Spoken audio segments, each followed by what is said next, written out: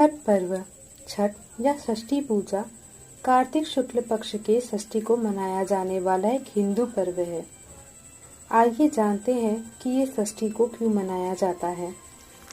इसमें सूर्य देवता, गंगा माँ और षष्ठी माँ की पूजा होती है। षष्ठी माँ को ही छठी देवी कहा जाता है। ये कात्यायनी देवी का ही छठवां रूप है। लोग सर्व सिद्ध मनोकामना के लिए सूर्य देवता की पूजा करते हैं और संतान प्राप्ति के लिए माँ कात्यायनी या षष्ठी माता की पूजा करते हैं।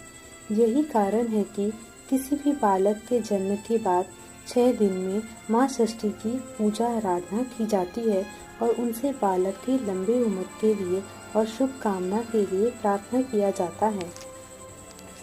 सूर्य उपासना का यह अनुपम लोक पर्व मुख्य रूप से बिहार, झारखंड, पूर्वी उत्तर प्रदेश और नेपाल के तराई क्षेत्रों में मनाया जाता है। कहा जाता है कि ये बिहार का सबसे बड़ा महापर्व है। इसको बिहारी लोग बहुत धूमधाम से मनाते हैं। वैसे तो इसको मनाने के कई कारण हैं। इसके पीछे एक कहानी यह है कि देव माता अदिति ने छठ पूजा को प्रारंभ किया था। एक कथा के अनुसार प्रथम देवासुर संग्राम में जब असुरों के हाथों देवता हार गए थे, तब देव माता अदिति ने तेजस्वी पुत्र की प्राप्ति के लिए देवसूर्य मंदिर में छठी मैया की आराधना की थी। तब प्रसन्न होकर छठी माता यानी कात्यायनी माता ने सर्वगुण संपन्न तेजस्वी पुत्र होने का उनको वरदान दिया था। वही है आदित्य भगवान, जिन्होंने असुरों पर देवताओं को विजय दिलाई थी। कहते हैं उसी समय से देवसेना षष्ठी देवी के नाम पर इस धाम का नाम देव हो गया और छठ का चलन भी शुरू हो गया। छठ का पर्व 2 बार मनाया जाता है, एक बार चैत्र में और दूसरी बार कार्तिक में। चैत्र शुक्ल पक्ष षष्ठी पर मनाए जाने वाले छठ पर्व को चैती छठ व कार्तिक शुक्ल पक्ष षष्ठी पर मनाए जाने वाले पर्व को कार्तिकी छठ कहा जाता है। इसकी कहानी रामायण से भी मिलती है। ऐसी मान्यता है कि लंका पर विजय पाने के बाद जब राम राज्य वापस आए थे, तो उस दिन कार्तिक शुक्ल षष्ठी को भगवान राम और माता सीता ने उपवास किया था और सूर्य देव की आराधना की थी। तब से भी वहाँ के लोग छठ को मानने लगे। इसकी महाभारत में भी एक कहानी मिलती है। सबसे पहले सूर्यपुत्र कर्ण ने सूर्य देव की पूजा की।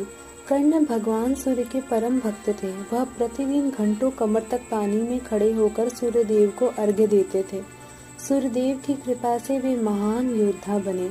आज भी छठ में अर्घ्य दान की यह पद्धति प्रचलित है। कुछ कथाओं में पांडवों की पत्नी द्रौपदी द्वारा भी सूर्य की पूजा का उल्लेख किया गया है।